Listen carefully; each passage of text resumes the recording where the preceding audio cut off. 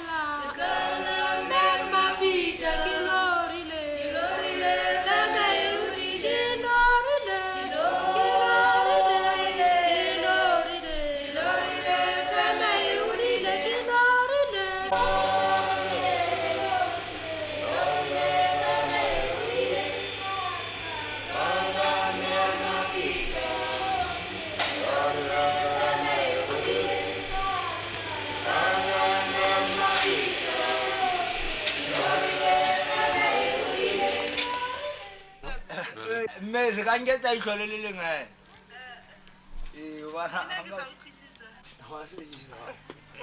ntse go tlhokomeletse bogolofite godimantlo a ona go go gafa ba bana ba mosebetsi se ka nketsa itlhole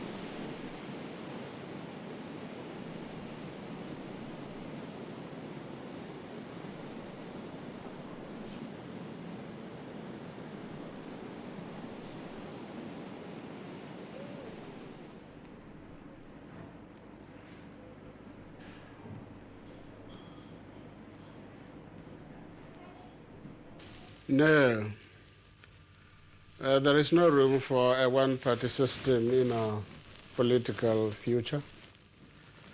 Basotho are by nature akin to a participatory form of politics.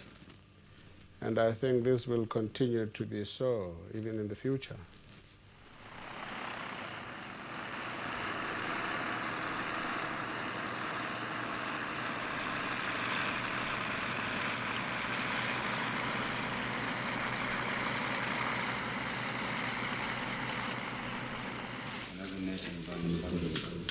I switch with the second doorstep.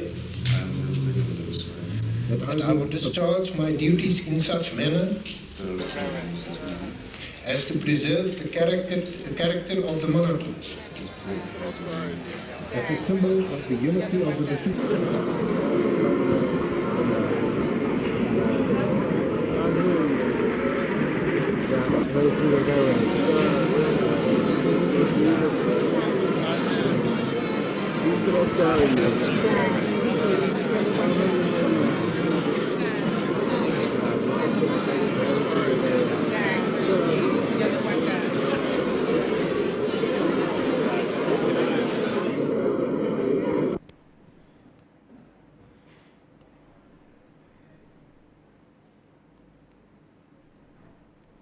Well, first of all, let me make it clear that freedom fighters are no guerrillas. We are talking here about people who are struggling to free themselves from colonialism and racial oppression. I did not confine the question of the sale of arms to regimes in Southern Africa only. I said that too much energy and money were spent on the manufacture of armaments that created international tensions and brought about instability in the third world. This also are sold to white minority governments in Africa. We support the liberation movements because we think they are fighting for their rights. We are, however, not in a position to provide any material assistance. We are free as a sovereign state to assert our stand on such matters, even though the South Africans may raise any objections. Mr. Prime Minister, you say that the freedom fighters are fighting for their rights in Southern Africa. What are these rights? Well, the rights that the freedom fighters are fighting for in Southern Africa and, in fact, in the whole continent are fundamental human rights.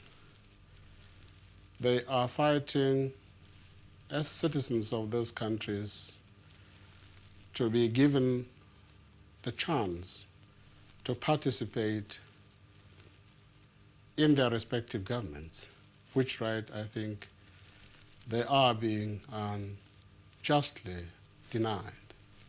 Do you envisage a confrontation between black and white in Southern Africa? Well, that cannot be ruled out, although I wouldn't myself encourage it, but on the other hand, it can't be ruled out. What must the world do to bring about the downfall of white supremacy in South Africa? Well, at the moment, the Africans are trying to follow what one would regard as being constitutional means by trying to talk to the South Africans, opening dialogue with them. But unfortunately, it looks as though the white South Africans are not prepared to speak objectively. I mean, to approach the problem objectively. Do you envisage your country taking a more prominent role in the United Nations on apartheid in South Africa? Yes, I would think so. More so because we believe in dialogue as being the only remedy to solve our problems. We don't advocate for the use of force as being a solution to Southern African problems. And if this problem was going to be allowed to be discussed in the international forums or regional forums, we think we can have a great contribution to what the solutions and the answers to this problem would be.